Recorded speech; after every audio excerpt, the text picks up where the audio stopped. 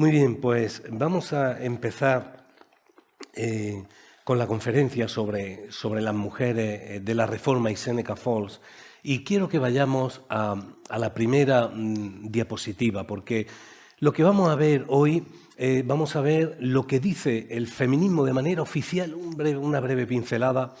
Vamos a ver también la base histórica, vamos a ver dónde falla, qué puntos fuertes tiene, pero vamos a hacer un análisis de aproximación histórica con un sentido crítico y vamos a ver lo que realmente el feminismo a lo largo de la historia no nos ha podido transmitir. Quiero que vayamos a este artículo que llamó la atención en un lugar, en un pequeño pueblo, en 1848, en un pequeño pueblo de Estados Unidos, que tenía muchísima industria textil, y un pueblo que se llamaba Seneca Falls, y de pronto en el mes de julio aparece este anuncio, un anuncio insólito en el que, en el anuncio decía más o menos, en el que iba a haber una reunión de mujeres en la capilla wesleyana y en el que se iba a tener una reunión en la que la primera reunión estaba reservada para mujeres, pero que después vendría alguien muy famoso como Lucrecia Mott para públicamente hablar sobre temas de actualidad, y que en esa sí estaban invitados los hombres. Se tenía previsto un manifiesto para firmar y después se tendría lo que se llamaría la lectura pública y luego diferentes cuestiones ya de índole administrativo. ¿Qué es lo que ocurre? Que después se tiene la reunión, ahí está la foto de Elizabeth Cady Stanton. Ella era una maestra de escuela dominical que había hecho muy buenas amistades, tenía muchas inquietudes, y Estados Unidos a mediados del siglo XIX estaba viviendo un momento convulso por muchos motivos. Se estaban de alguna forma revisando muchos temas que parecían dados por sentado en una nación que tenía un asentamiento sobre principios bíblicos y una nación que tenía a la vez graves problemas desde la independencia. Llevaba casi 100 años ya con la independencia, pero estaba un poco convulsa esa época. En ese momento empezaron una serie de reivindicaciones en muchos aspectos de la vida social, vida familiar, de la sociedad americana, prácticamente en todo, desde auspiciados, desde el ambiente de iglesia. Y bueno, pues lo que viene más o menos a decir el feminismo es que empieza allí en ese momento. Hay alguien como de las voces autorizadas, y entre comillas, como Amelia Valcárcel, que ella llega a decir que el feminismo nace en la Revolución Francesa.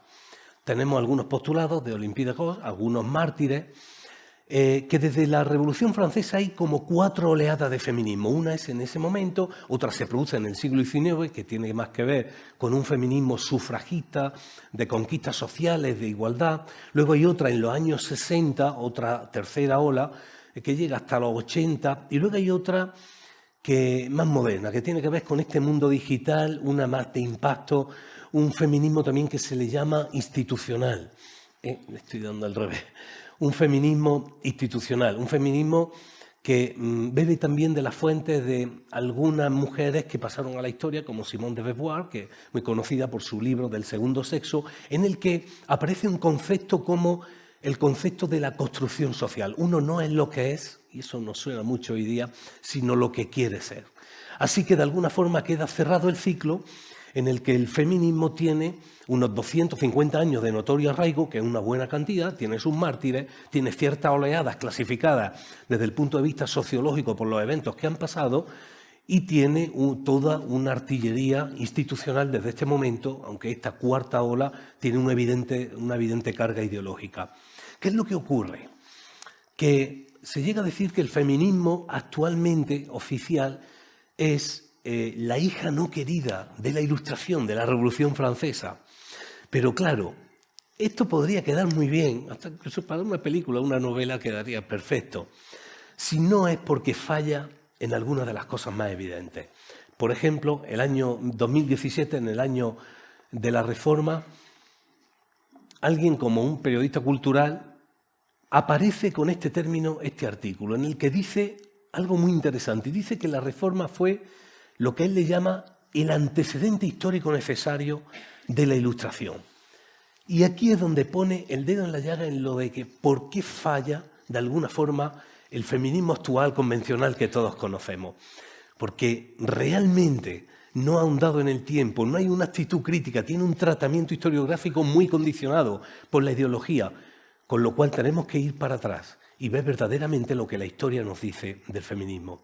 Así que en esta tarde lo que vamos a hacer es algo interesante. Vamos a hacer, como decimos en mi pueblo, vamos a abrir un melón a ver cómo nos sale. Así que si se atreven conmigo nos vamos a adentrar en la historia y vamos a ver los antecedentes, ese antecedente necesario de la Ilustración. Vamos a ahondar, les invito a que vayamos a llegar hasta la Reforma y hasta donde el Señor nos dé y vuestra paciencia, y espero que en 45 minutos hayamos también acabado todo este panorama que quiero darles sobre la historia del feminismo, las mujeres de la Reforma y lo que pasó en Seneca Falls.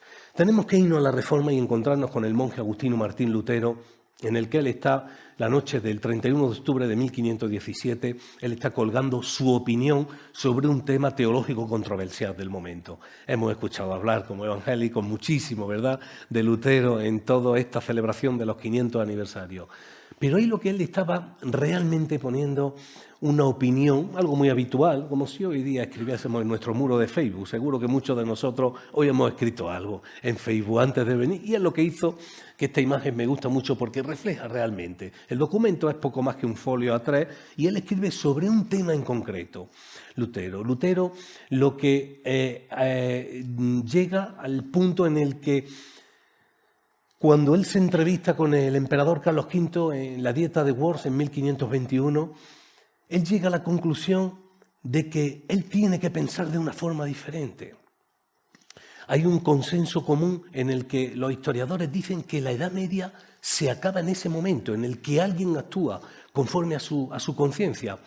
Lutero también descubre en cuanto a la mujer algo interesante, un pensamiento que hasta ahora no se había dado y que quizás ustedes se rían ahora en siglo XXI, pero Lutero llega a la conclusión de que la mujer es creada por Dios.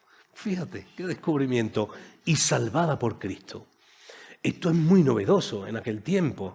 Era un aspecto teológico que hasta ahora no se había abordado, pero para ello tenemos que ver el contexto en el que se dice. Esto es un mapa que a mí me gusta mucho cuando estudiaba historia medieval porque refleja una de las áreas de influencia de la peste bubónica, pero que refleja también lo que era la Europa antes de la Reforma.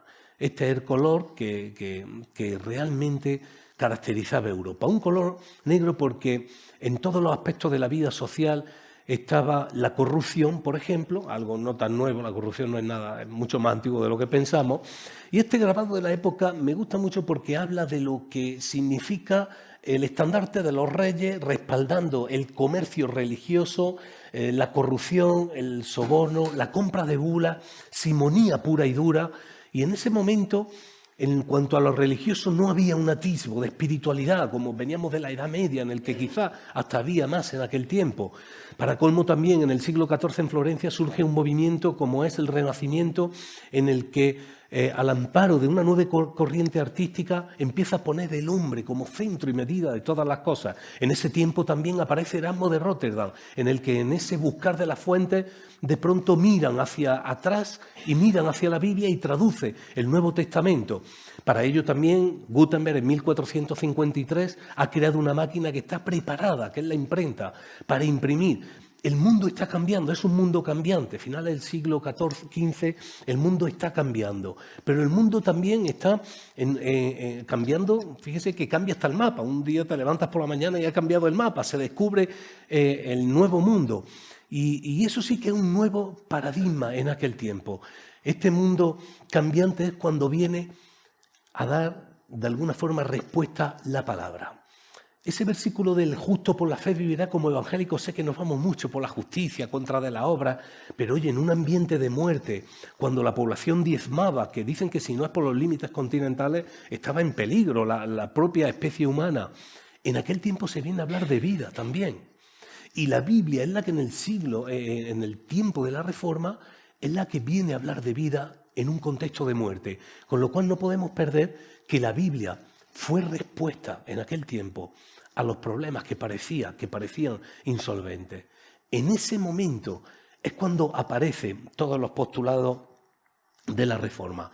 Martín Lutero clavando las 95 tesis y con su posterior declaración delante de Carlos V, se puede decir, se puede aseverar que ahí concluye la Edad Media, es el rotundo final de la Edad Media. Hay muchas teorías de cuándo empieza la historia moderna. Evidentemente, la más peso es la Ilustración, la Revolución Francesa, pero hay quien dice que no, que este es el momento en el que nace el hombre moderno, aquel que actúa conforme a su conciencia, algo absolutamente novedoso, y que es responsable, la responsabilidad personal e individual. En ese contexto es donde nace la Reforma, con lo cual el antecedente histórico es la Reforma de la Ilustración, y en la Reforma tenemos algunos aspectos que demuestran cómo había una perspectiva distinta del aspecto de la mujer, como por ejemplo en el arte. Este cuadro fue un escándalo en su momento. Tenemos nada más y nada menos que a una mujer reflejada en una obra de arte. Esto era muy novedoso por lo que está haciendo la mujer. Fíjense también que la luz, el protagonismo, es de lo que está leyendo. ¿Qué está leyendo? Está leyendo la Biblia. Posiblemente se cree que es una especie de alusión a la profetisa a Ana. Pero una mujer mayor que está leyendo la Biblia. Vean otro también como en este caso es un predicador que le está explicando la Biblia a una mujer. He tenido que recortar un poco el dibujo, pero detrás se ve una biblioteca, aunque los tonos oscuros otra vez intentan ensalzar, evidentemente, el rostro y las manos de los protagonistas, pero es la palabra, la protagonista, y es una mujer la beneficiaria. Con lo cual ya no podemos hablar solo de la Ilustración. Tenemos que reconocer que los reformadores, y tuvo su vertiente y su reflejo en el arte, también tuvieron en cuenta el aspecto de la mujer en la educación. Creo que es la madre del propio Rembrandt, leyendo la Biblia también, con lo cual esto era absolutamente novedoso. Pero llegamos a 1520 y tenemos la primera mujer que de alguna forma manifiesta su posicionamiento contra un problema. Ella es Argula von Grumbach y ella es amiga de un joven profesor de la Universidad de Ingolstadt. Él se llama Alsacius Schroeder, y él lo que hace es que este muchacho, un joven profesor, que lo que dice que él se postula a favor de las posturas de Lutero y del tratado de Lutero contra la indulgencia.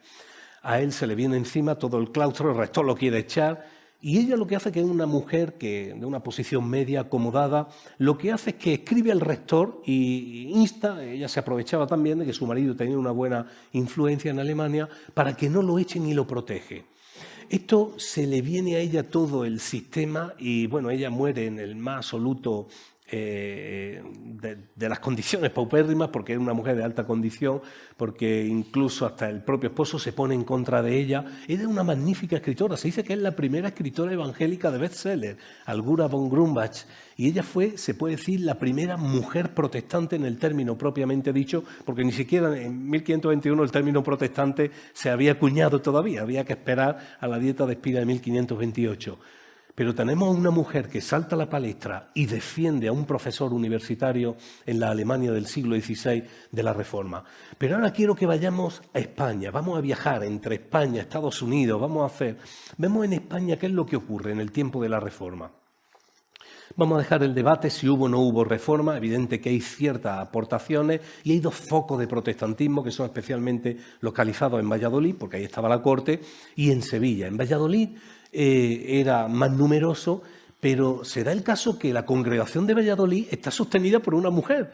Ella se llama María de Cazalla y, bueno, vemos cómo Felipe II, que se había fijado para él, cuando su padre le dice que él no va a ser un señor del rey, que no va a ser rey de herejes, él dedica todo su reinado a lo que es una obsesión de eliminar el protestantismo. Su padre era muy conocido, daba otras circunstancias y él no carecía de ese apoyo que tenía Carlos V, evidentemente. Y Felipe II le echa la culpa al protestantismo, a esta herejía, y lo convierte, necesitaba una causa-efecto, ¿no?, para su reinado, que tampoco fue de lo mejor. Usa la Inquisición, un instrumento creado precisamente se creó para los malos católicos en el sur de Francia, lo reorienta para enfocarlo contra el protestantismo. Y tenemos aquí a María de Cazalla. María de Cazalla era una mujer descendiente de los Portocarreros, con el título grande de España, pero una mujer que era hermana de Agustín de Cazalla, que era el predicador de Cisneros en la corte. Y claro, ¿quién se mete con alguien así? El proceso contra los alumbrados duró muchísimo por la propia posición que tenía María de Cazalla. Pero vean algunas de sus frases, una mujer que hizo algunos escritos, una mujer que había tenido un encuentro personal y una mujer que decidió, al igual que Lutero, actuar conforme pensaba. Ella que decía, qué ciegos están estas gentes que te buscan en templos de cantos, canto es piedra, ¿no? Dice, y en sí propios que son templos vivos no te hallan ni te buscan. Ella llegó a decir algo. Y prepárense los oídos. Dice que estaba más cerca de Dios acostada con su marido que cuando iba a misa. Esta era María de Cazalla. Esta era esa mujer que defendió su fe en aquel tiempo. Luego nos vamos a Sevilla y el número de creyentes era menor. Había una congregación que al auspicio, al apoyo del monasterio de San Isidoro del Campo, donde estaba un joven Casiodoro de Reina, que había ingresado hacía tiempo y tenía mucho interés por traducir la escritura. Ahí estaba una casa en el centro de Sevilla, en el que la casa era de Isabel de Baena, una mujer bien acomodada, una casa que dicen las crónicas que era de constante piedad y permanente alabanza, una casa donde se daba auxilio a todo el mundo, donde el prior del monasterio de San Isidoro del Campo estaba en contacto con ella, García Arias, y donde el predicador de la catedral también se reunía en su casa.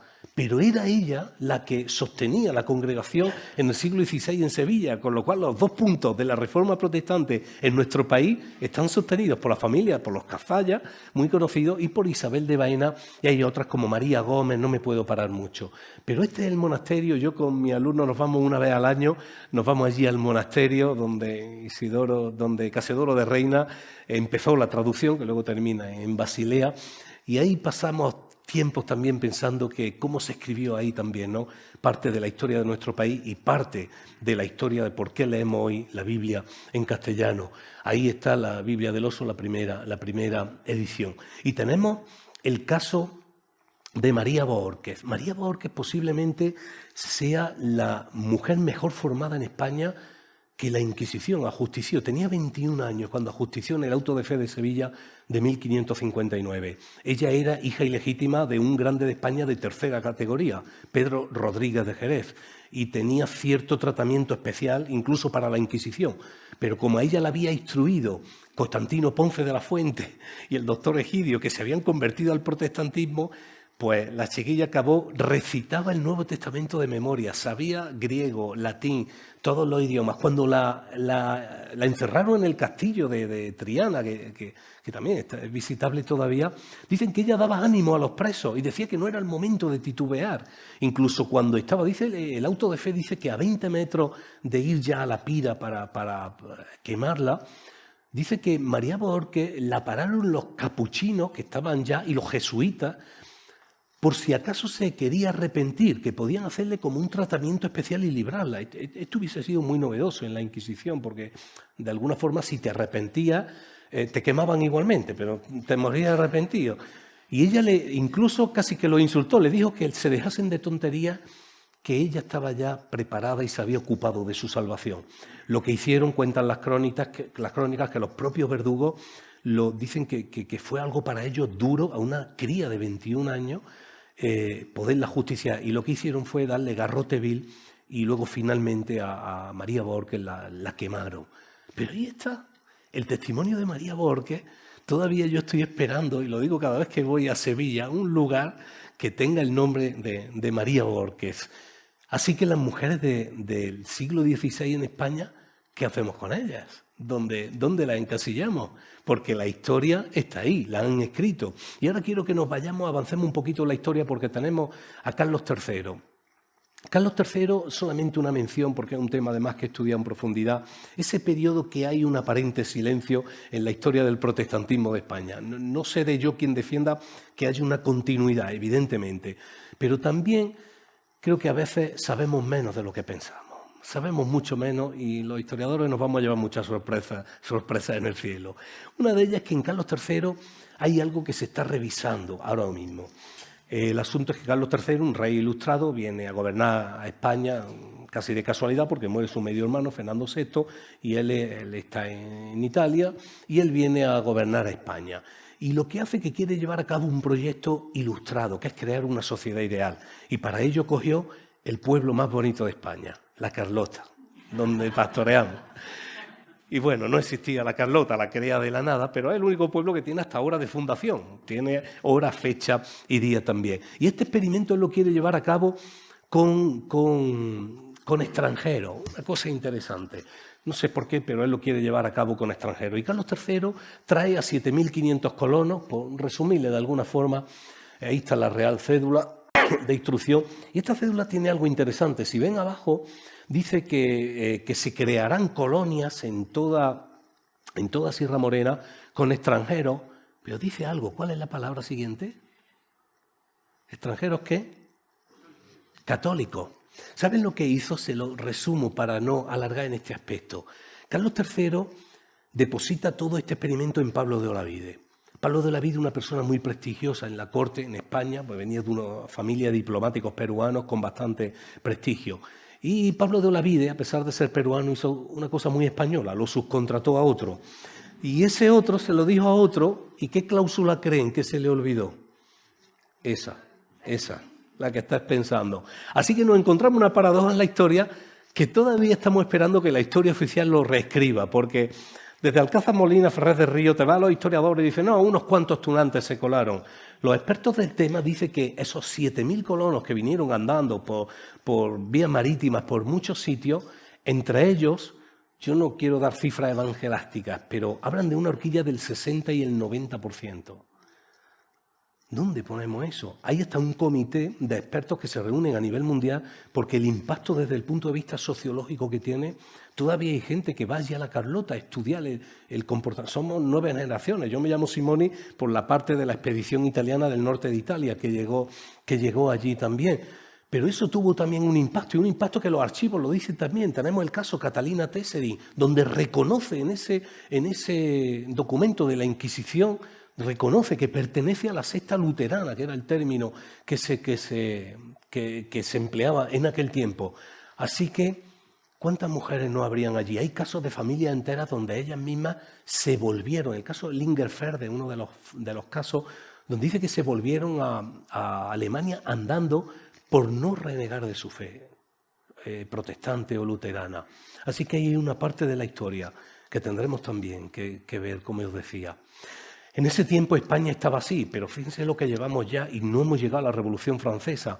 Ahora nos vamos a Estados Unidos y tenemos el final de 1770, de la década de los 70, cuando se firma la Declaración de Independencia, y hay un concepto que integra la declaración, que habla del derecho natural dado por Dios. Y esto es muy interesante.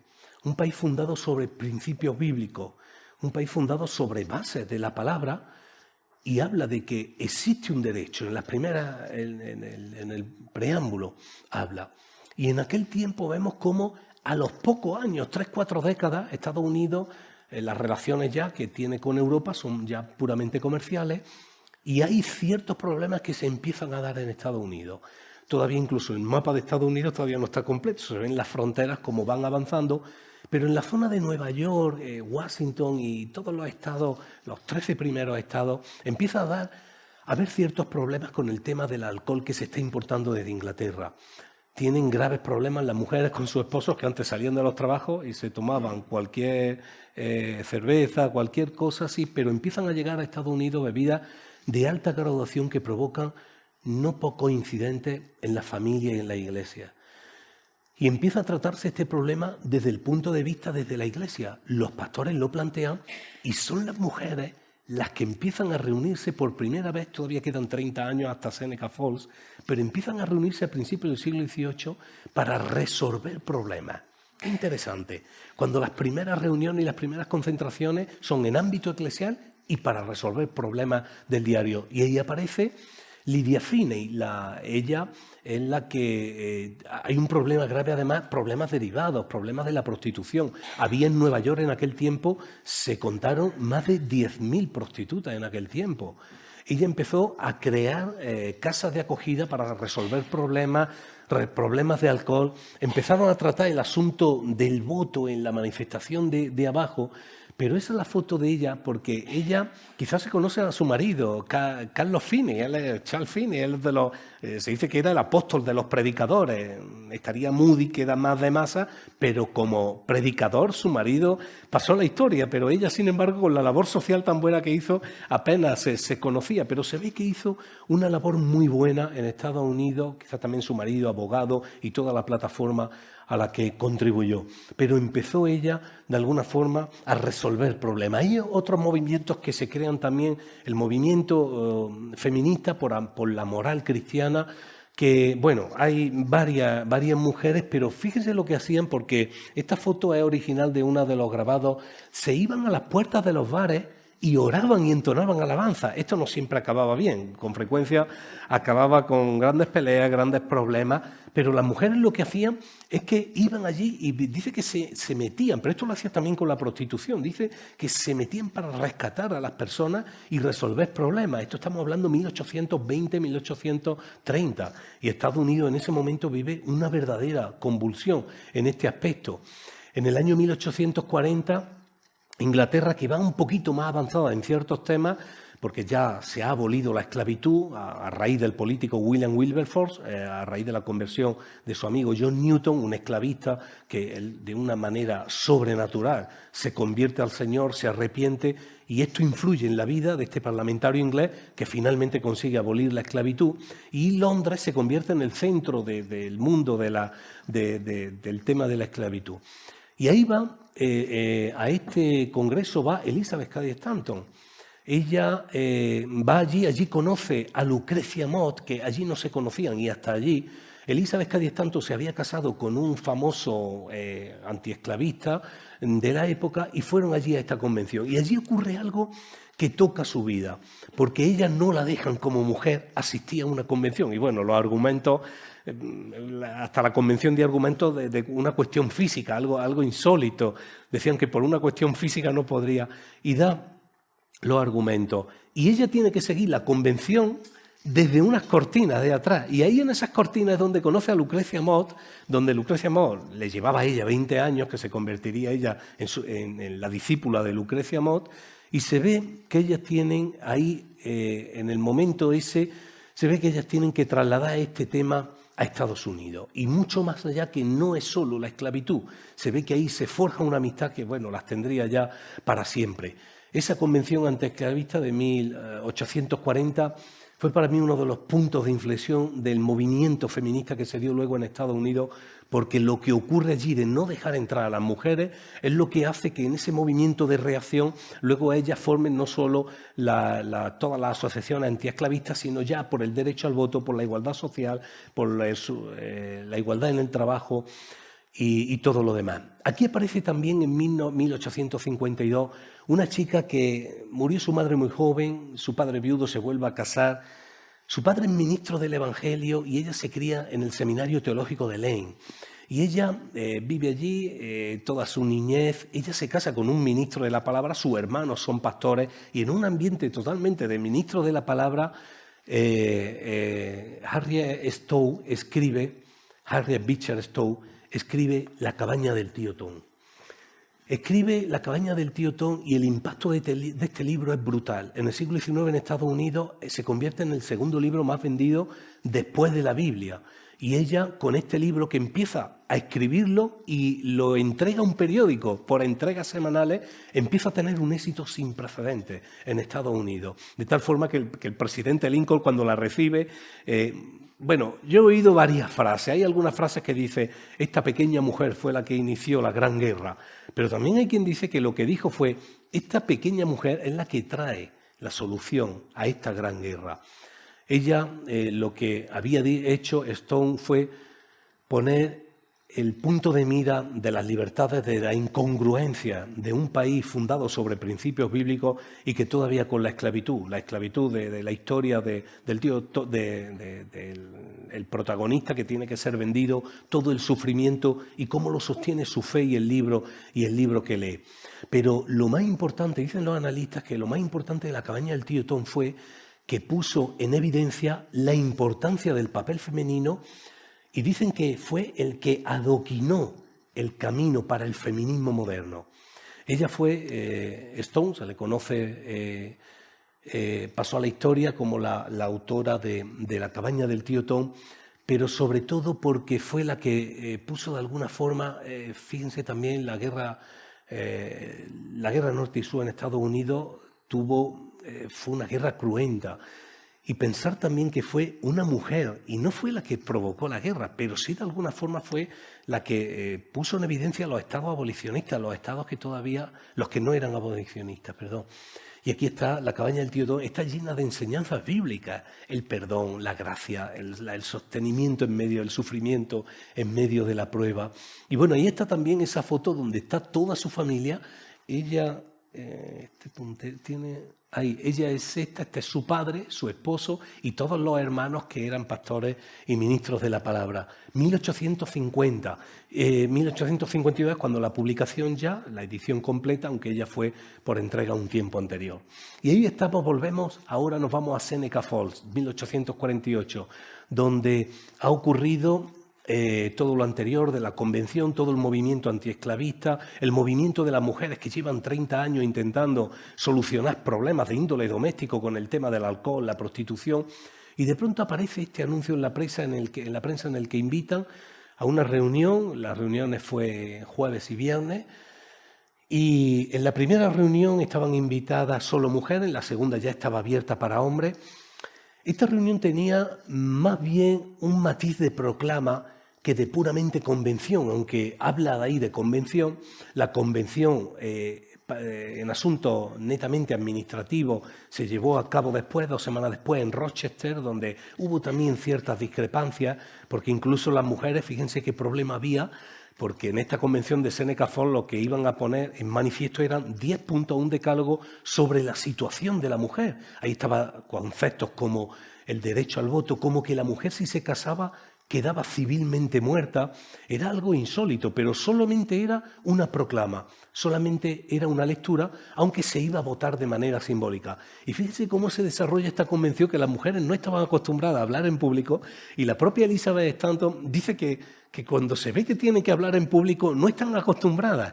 Y precisamente lo que hacen es que 2 semanas después nombran de presidente a un hombre, porque dice que les daba más seguridad y que era, en fin, los cambios lógicos que se entiende de cuando alguien va a hacer un cambio o ese giro tan profundo. Pero ahí fue la convención de Seneca Falls. Es un grabado de la época, aunque allí en la iglesia lo que hay es lo que tenemos también nuestro logotipo, también es lo que en la puerta, pero realmente se leyó dentro. Ahí están los asistentes, la cifra varía, 122, acabó asistiendo 300 personas, y esto fue toda una noticia. Esto fue lo mismo que cuando veíamos los cuadros de Rembrandt. Esto fue todo un bombazo el hablar de esto, y sobre todo se hacía en un contexto de iglesia. Los pastores fueron los que propiciaron esto.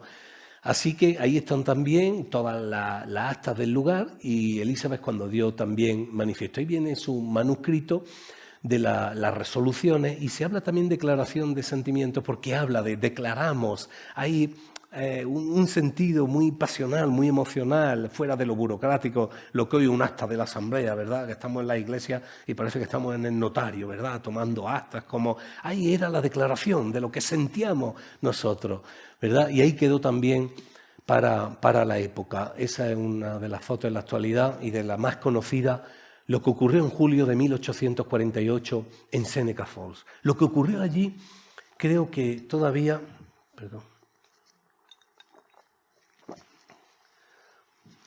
Todavía no se era consciente ni Elizabeth Stanton, ni Susan Anthony, ni Lucrecia Mott, ni ninguna de las que había allí se daban cuenta de lo que había pasado. El feminismo hoy día sí alude a eso, pero alude con mucho ojo clínico y de manera quirúrgica, para no mencionar ni siquiera el lugar. Como mucho, yo lo que he leído en los libros oficiales de feminismo es que eran unas cuáqueras que se reunieron allí.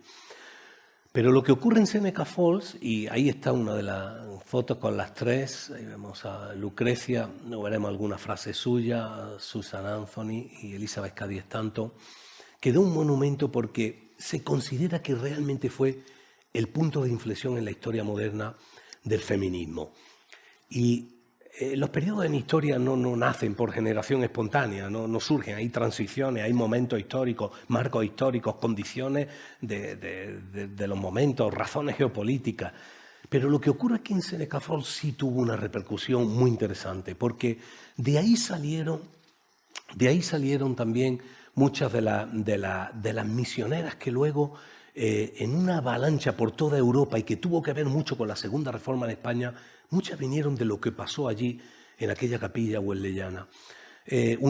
Parte del legado de Elizabeth Cady Stanton, por ejemplo, a mí me gusta que dice que en el momento en el que callamos nuestras opiniones por motivos políticos, de alguna forma Elizabeth Cady Stanton habla de que, cuidado también, aquí me recuerdo también a Teresa de Jesús cuando decía, estamos en tiempos donde es peligroso callar, es peligroso hablar, dice, y peligroso callar también.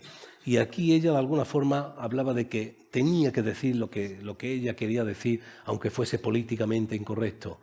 Lucrecia Mott, sus frases son más agresivas. Ella decía, bueno, la teoría legal es que el matrimonio consta de el hombre y la mujer en una persona, y esa persona es el hombre. Esa era la realidad en aquel tiempo. Y la importancia que tiene lo que pasa allí trasciende a España. Y ahora venimos a España. ¿Qué pasó? ¿Qué repercusión tuvo Seneca Falls en lo que pasó en España? En España no hay atisbo, hasta donde sabemos, porque ya hemos visto con Carlos III lo que pasó con aquellas mujeres que vinieron. En España, hasta ese momento de protestantismo, no había mucho. La misión metodista se había instalado en Gibraltar en 1812 con Guillermo Harris Rule, a raíz de que unos soldados piden asistencia religiosa para un capellán militar, es lo que pidieron para Gibraltar.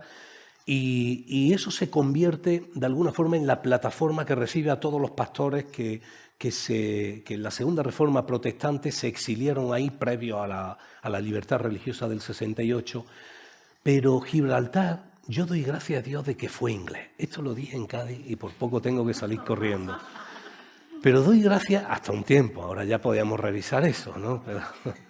Pero en ese tiempo está la misión metodista y Guillermo Harris Rule, que es un hombre de bastante éxito, todo el siglo XIX hasta 1869, septiembre del 68, no hay libertad religiosa en España. Pues en 1843 este hombre ya tenía colegio, 1836 al 39, ya tenía colegio evangélico en Cádiz, que lo cerraron porque cuando se dieron cuenta, Isabel II dijo, ¿qué hacemos con colegios protestantes en Cádiz? Cuando todavía la Inquisición se había cerrado 3 años antes.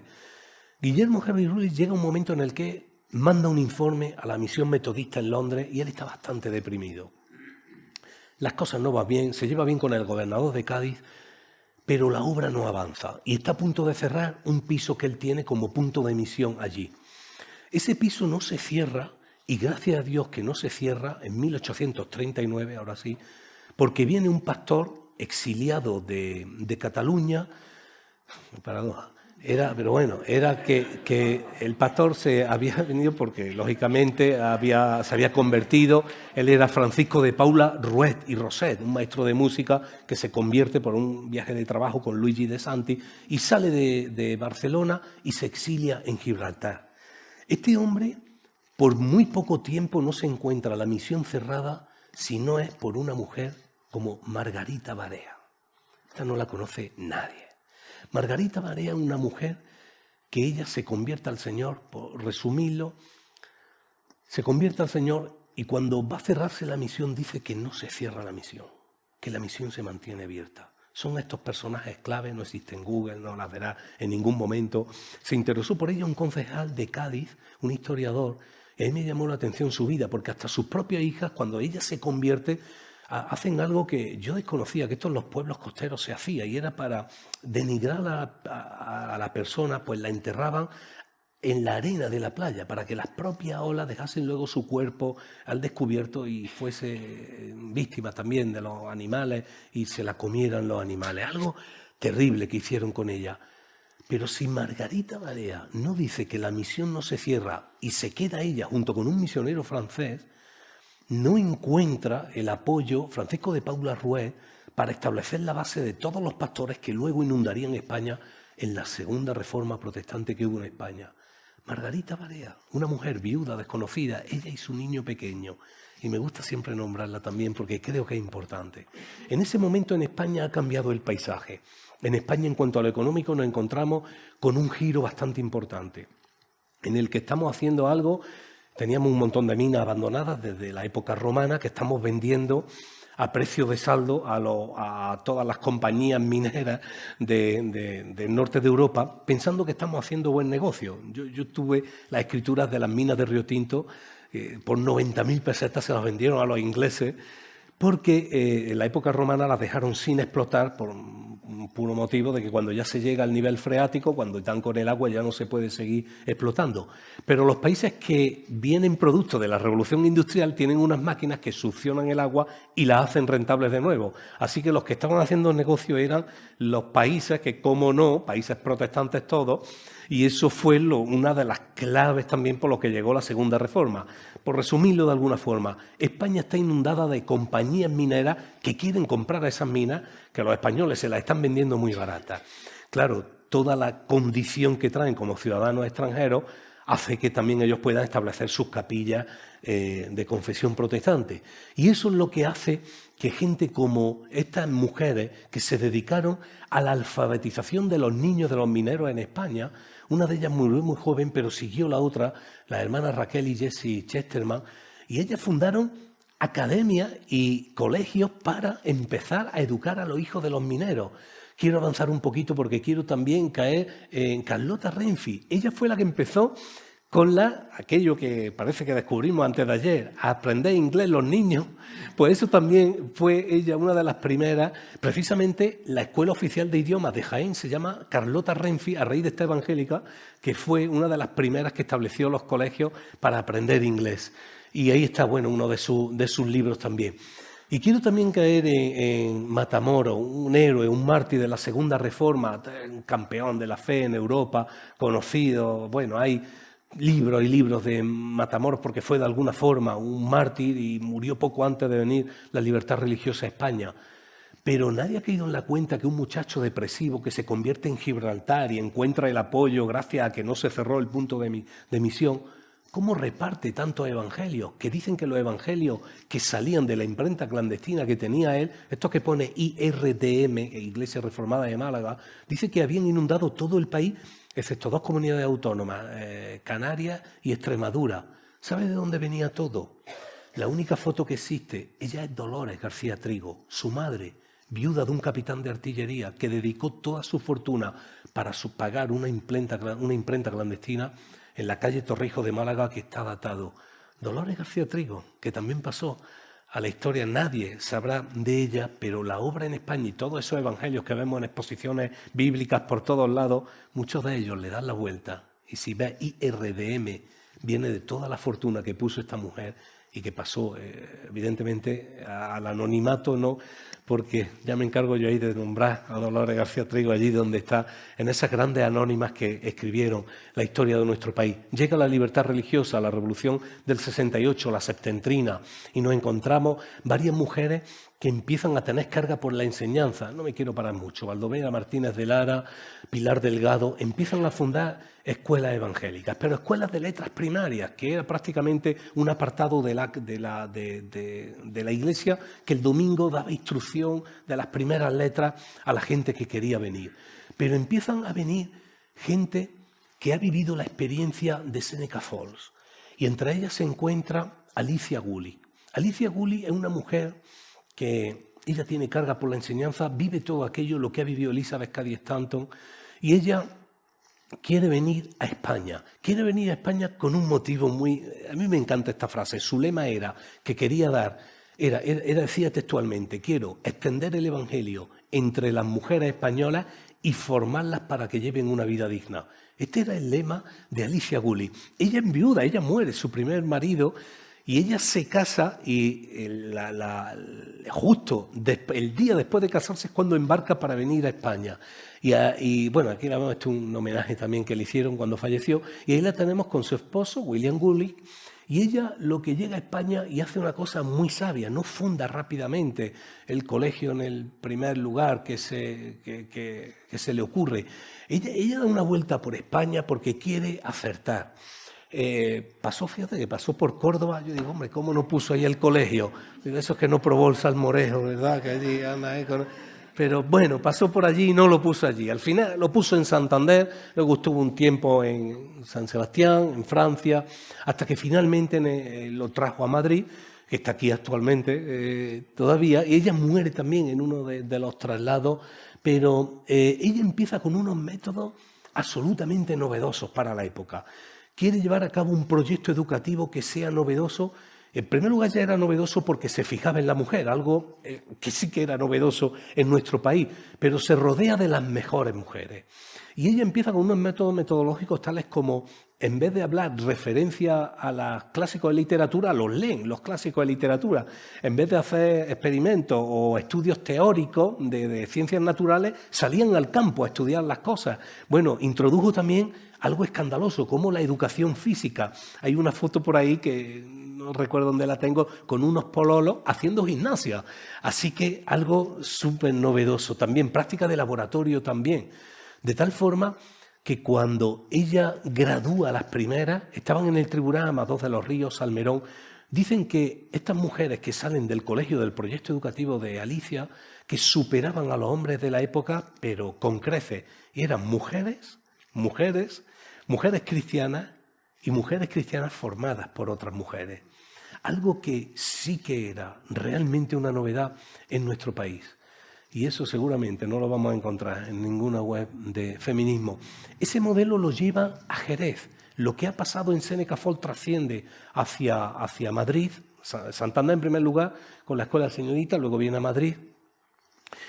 Y trasciende porque ahí está la obra en Jerez, que todavía se conserva, el templo en la calle Argüelles, una obra arquitectónica excepcional de 1874.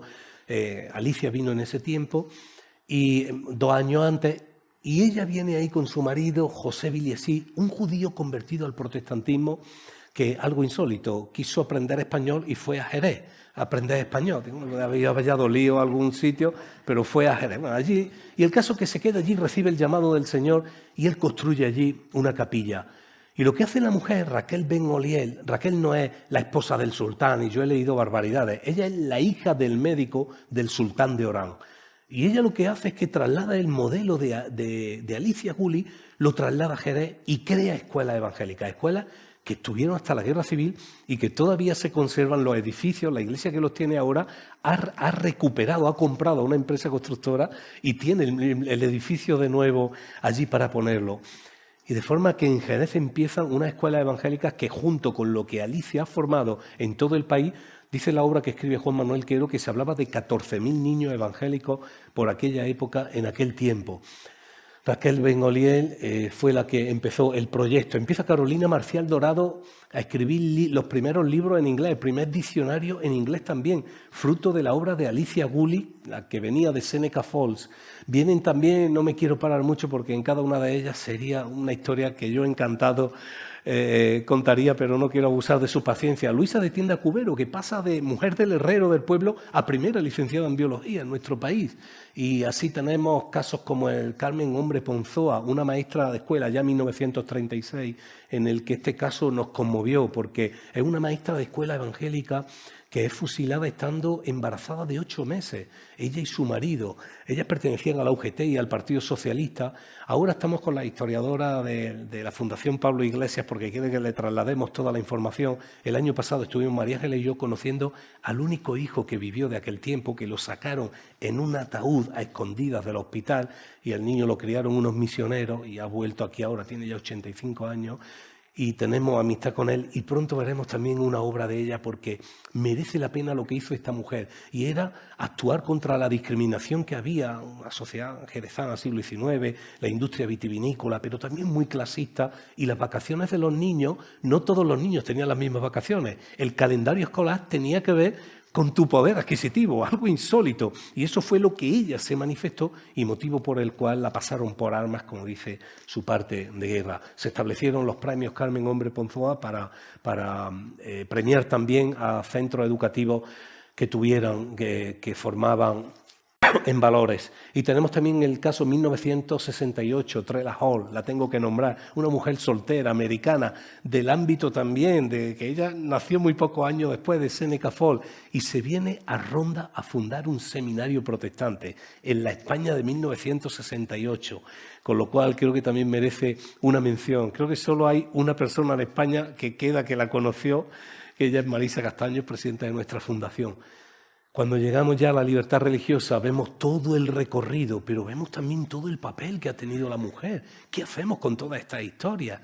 Creo que ese tratamiento historiográfico diferenciado que hemos tenido tenemos que divulgarlo y tenemos que darlo a conocer empezando por la Iglesia.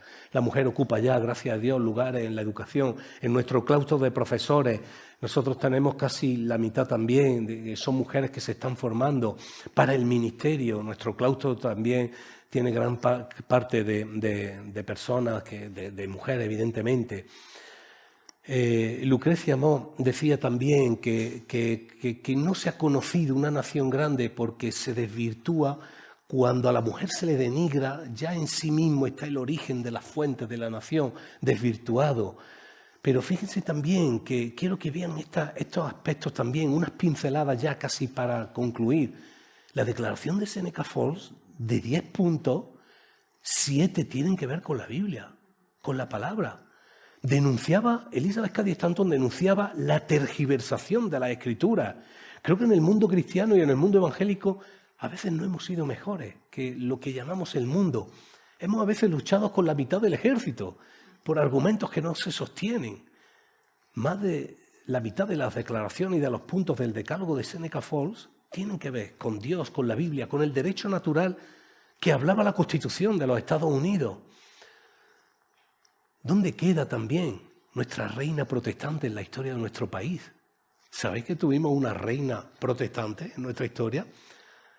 Juana de Albret, Margarita de Navarra, que ella fue refugio para los protestantes franceses que venían al reino de Navarra. Ella hizo traducir al euskera el Nuevo Testamento de Elizárraga.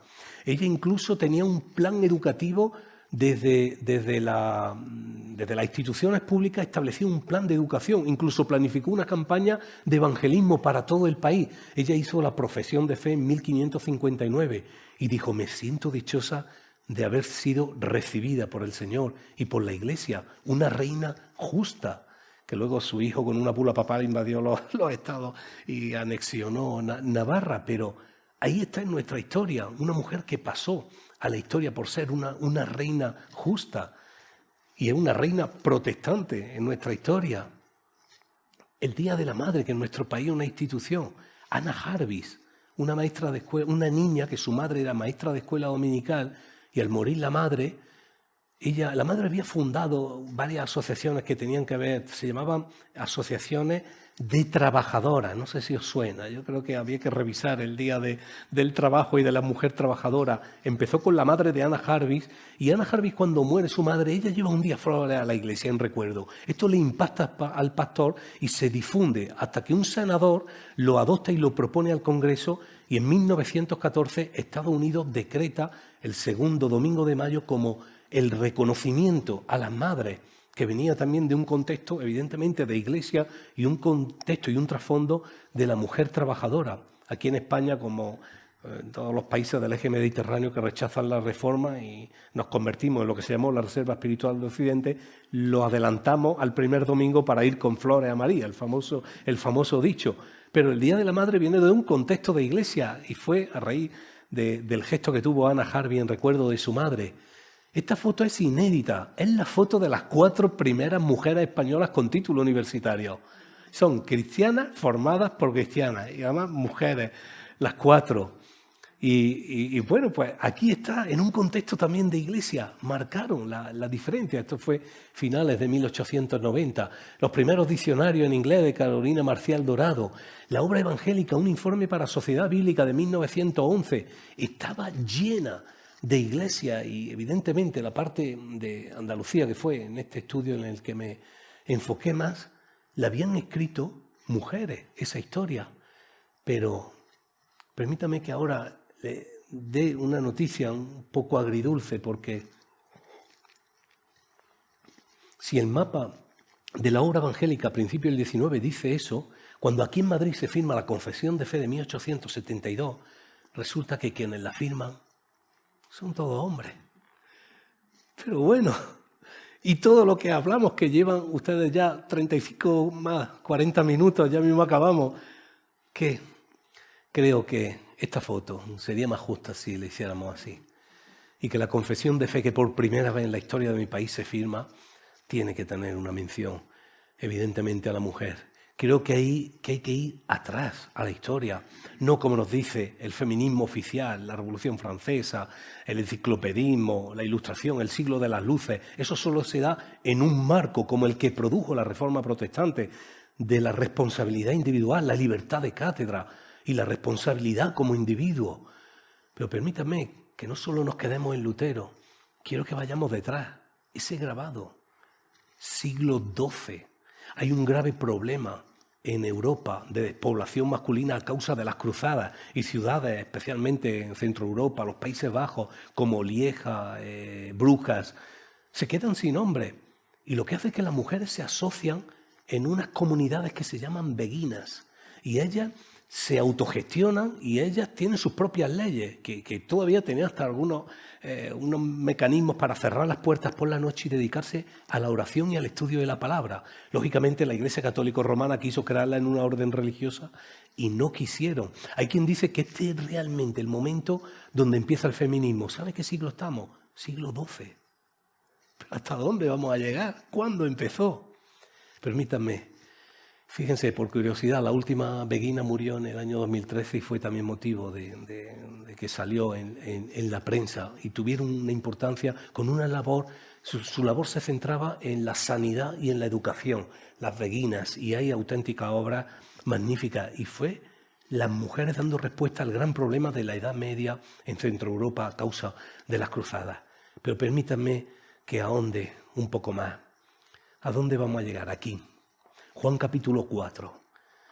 Yo creo que el registro historiográfico que nos da el Nuevo Testamento, del mismo Jesús en el que un viaje planificado fuerza un recorrido, manda a los discípulos a otro lado a comprar comida, y él se dirige a una mujer en el que hay un fuerte conflicto ya de años entre los habitantes de Judea y Samaria, y irrumpe él con un concepto de la adoración. Un judío que quebranta varias normas judaicas.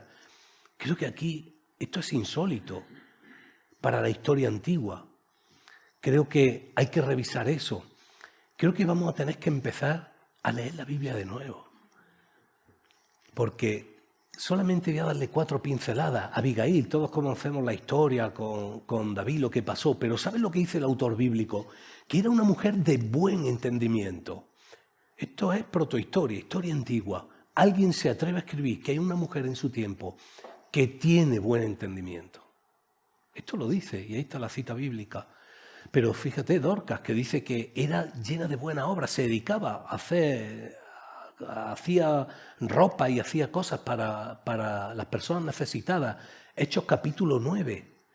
Bueno, hasta Ortega y Gasset, nada sospechoso de ser religioso, decía que solamente el cristianismo aportó el hombre bueno. Y si esas obras no fueran solamente obras de hombres, sino que en muchos de ellos casos estuvieran mujeres como Dorcas. ¿Qué pasó con ella? Esther, una estadista en mi opinión, una mujer de Estado, la que se sacrifica en pos de un bien mayor a causa del beneficio de su pueblo. Y tiene que decir, ¿y si perezco? ¡Que perezca! Pero fíjense también lo que dice el libro de Jueces. Gobernaba en aquel tiempo Israel una mujer. Esto sí que es un registro historiográfico de calado. El autor de Jueces habla en un periodo complicado para Israel, que en aquel tiempo gobernaba una mujer. Creo que Juan capítulo 8 nos da también la clave de cómo es aquel que se dirige por primera vez a la mujer.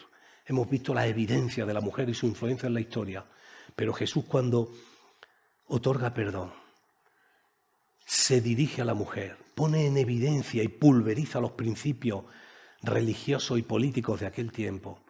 Creo que pone el dedo en la llaga de cómo tratar a la mujer en aquel tiempo. Creo que en Jesús vemos numerosas acciones que tienen que ver del trato a la mujer. Y sí, si digo que fue el primer feminista de la historia, creo que no estoy diciendo nada raro. El autor Lucas, en los capítulos 7 y 8, si no hiciéramos esa división, veríamos cómo hay un compendio de enseñanzas que tienen que ver con la mujer. Empieza con lo que pasa en la casa de... No, empieza con la viuda de Naín, que es un pueblecito, una aldea que se ve desde Nazaret, todavía está allí. Cuando le resucita al hijo, le resuelve un problema de subsistencia, a la mujer también. Claro que contenta que el hijo le resucitó, pero le dejó averiguado el futuro. La mano de obra del varón en aquel tiempo significaba mucho más de lo que hoy ahora.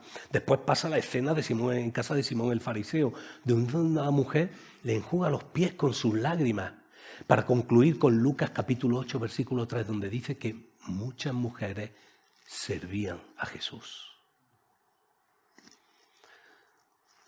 Quizás tengamos, como digo, que releer la Biblia de nuevo, porque la historia es evidente que nos ha demostrado en esta tarde que muchas mujeres servían a Jesús y lo servirán.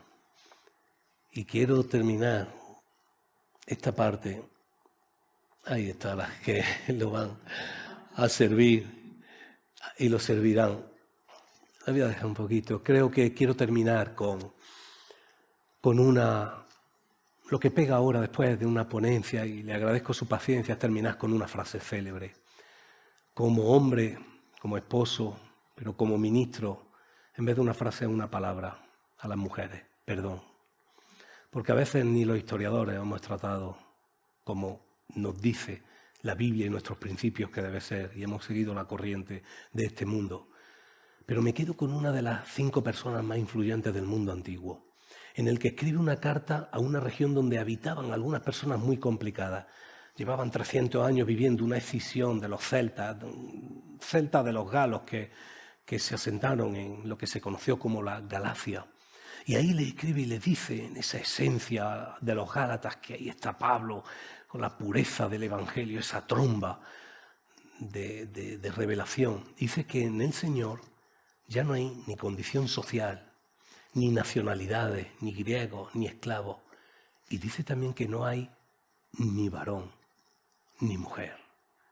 Siglo I. Pablo diciendo, porque hay una razón mayor, porque todos vosotros sois uno en Cristo Jesús. ¿Por qué pensamos siempre que esa parte de que sean uno son varones? Ojalá Seneca Falls, Ánimo Asun, siga para cohesionar el cuerpo de Cristo, para cerrar brechas, cerrar grietas, y ese feminismo que necesita esta sociedad, basado en donde nace a fin de cuentas todo, pueda dar esa respuesta a la sociedad de hoy, como lo dio la Reforma y lo dio la Biblia a lo largo de la historia, la respuesta de nuestro Señor. Ánimo y adelante, y que el Señor os bendiga.